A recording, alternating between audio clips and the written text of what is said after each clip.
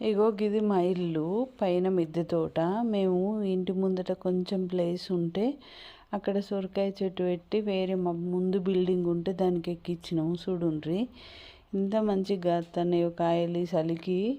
ఇగోండ్రి పక్క building construction అవుతుందంటే దాని మీదకి సొరకాయ చెట్టు ఎక్కించినాము. ఇది చూడుండ్రి, ఇది ఢిల్లీ సొరనట.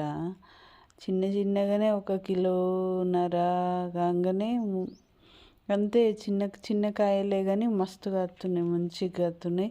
కూర కూడా ఫుల్ టేస్ట్ ఉంటుంది. అగోండి ఆ గీతల గీతల సొరకాయలు. అగోండి 2 తెంపినాం.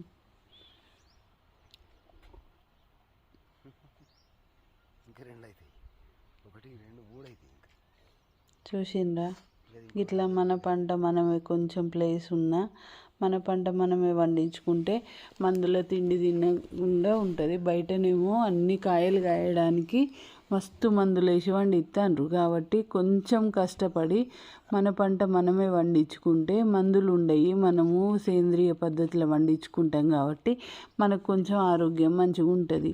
ఎవ్వరికి చూడు నొప్పులు నొప్పులు నొప్పులు ఇవే పని. అందుకే కొంచెం ప్లేస్ ఉన్నా మనం దాన్ని మన ఆలోచనతోని యుక్తితోని దాన్ని యూటిలైజ్ చేసుకొని మన పంట మనమే పండించుకొని మన పంట మనమే తింటే కొంచెమన్నా ఆరోగ్యంగా ఉంటాము. ఎందుకంటే బయట మొత్తం మందులే వేసి పండిస్తున్నారు కాబట్టి. Thank you.